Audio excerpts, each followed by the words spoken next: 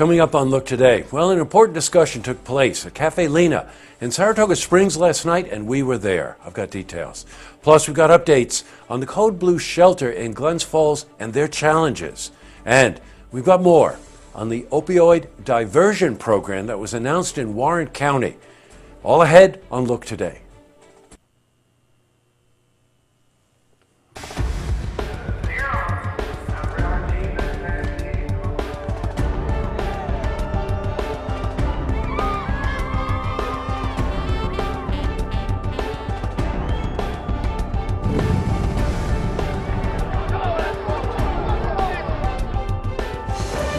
Welcome, everyone. I'm Jay Hood Jackson, and this is Look Today.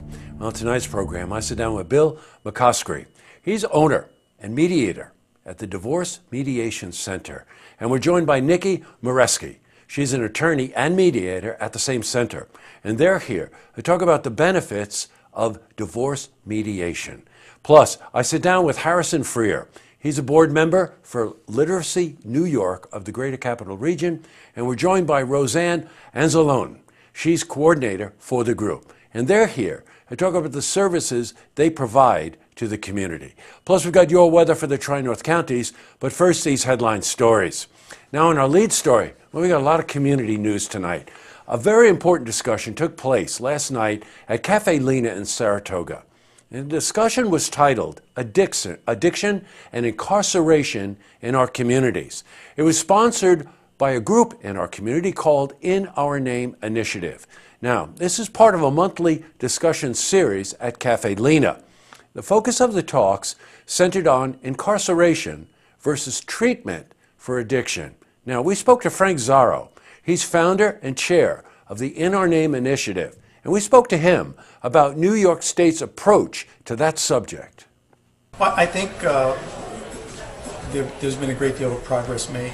I know here Senator Betty Little with her counterpart, Assemblyman Michael Jones, are proposing now a jobs program for addicted people suffering from addiction and giving incentives to employers who hire people who are in recovery.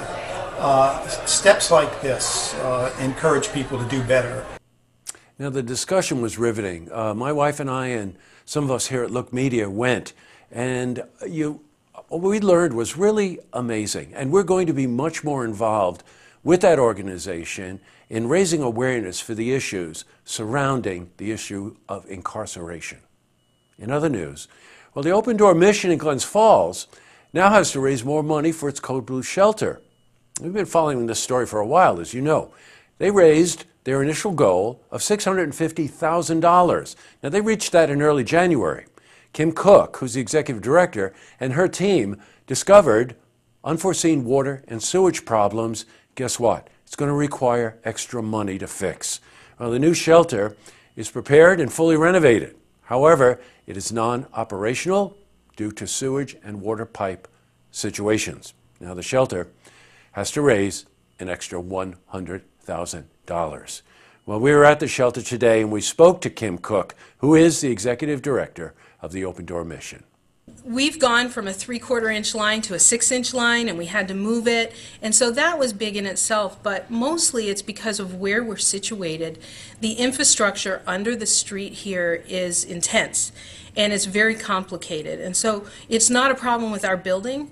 It's a problem with all of the utilities that we have to work around to get this water in. Best of luck, Kim. Now, switching from news to weather, we can expect a mix of snow and rain tomorrow. Well, let's see how the week is shaping up. For a more detailed look at our weather, let's head to the Glens Falls Weather Center for a look at your first forecast. Thanks, Jesse. I'm meteorologist Clarence Ponster with your first look weather update here on Look TV. National forecast shows high pressure in control across much of the East Coast. Cold front now advancing into the Midwest and eventually the Northeast, be preceded by this warm front now making its way through Southeast Canada into portions of New England. A little bit of tighter look in as we cool down to 14 in Buffalo, 21 in the Albany area, 17 Burlington, Vermont. Upper teens to lower 20s throughout the Capital District, 22 in Fort Edward and Greenwich, 21 in Whitehall, northern part of the Capital District, including here in the Glens Falls area, about 21 degrees, 17 Johnsburg and Pottersville, with that in south wind 10 or so miles per hour. Few snow showers cannot be ruled out, otherwise overcast. Scattered snow change into all rain. We see at the most a half-inch accumulation, upper 30s for highs. Out the door, we'll see wind chills in the upper teens, so make sure you bundle up. Few snow showers or flurries are possible, and mid to upper 20s actual air temps through the 8 a.m. hour. We'll see partial sunshine Friday and Saturday, but cold. Behind that cold front, low of 3 for Saturday morning. Make sure you bundle up. Wind chills could likely be below 0, but then we rebound a hair. 32 degrees Sunday. Slight chance of snow, followed by Monday.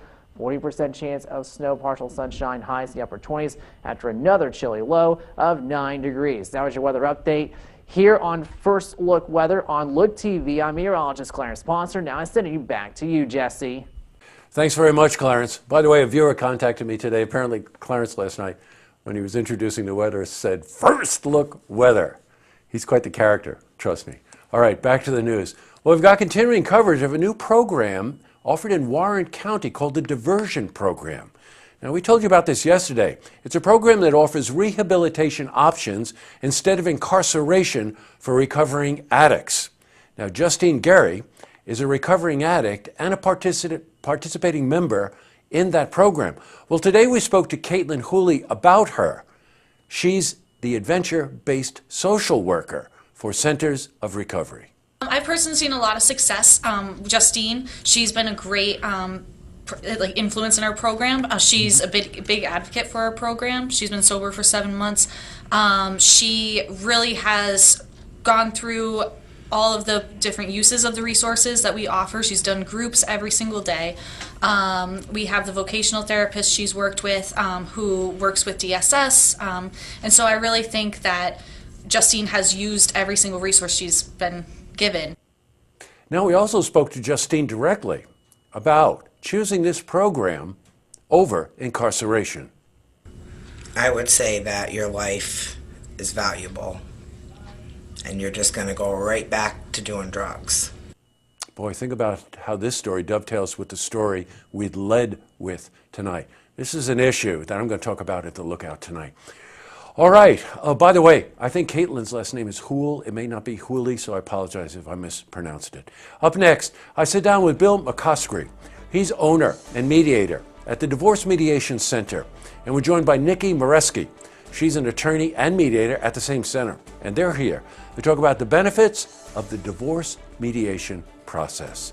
I also sit down with Harrison Freer. He's board member for Literacy New York of the Greater Capital Region. And we're joined by Roseanne Enzalone. She's coordinator for the group. They're here to talk about the services they provide to the county. But first, if you see news happening and you want to share a story, how about join us for an interview? You can give us a call on the hotline. The number is 798-8000. Well, that's all the time we have for this edition of Look Today. The Lookout tonight has to go to some of the stories that we're covering. Every once in a while when I look at the script and I work with Drew and Andrew on creating the program, sometimes it really resonates with me how much we're involved with the community. And I was thinking about this because last night my wife and I and some members here of Look Media went to Caffé Lena for this panel discussion. It was led off with a woman, a poet, said something in one of her poems that really resonated with us. She said, you know, when you look at incarceration, sometimes it's not really punishment, it's torture. And she went on to explain more about that, and so did the panel. And then, you know, we did a story tonight on the diversion program in Warren County, which offers rehabilitation services for people that would otherwise be incarcerated. And then, of course, we did the interview with Literacy of New York of the Capital Region about how to help people less fortunate than ourselves, how to prevent them from falling into the trap. This is something as a society we should be much more involved with knowing about. And I just want you to know here at Look Media, without hugging trees or any of that kind of stuff, we're going to be delving into this subject. I find it fascinating, so do the people here at Look Media, and we really do see the benefit to the community of giving you this kind of information. All right, tonight on Look TV, Saratoga City Council meeting. Don't forget, tune in tomorrow night for the stories that matter to you. Good night, everyone.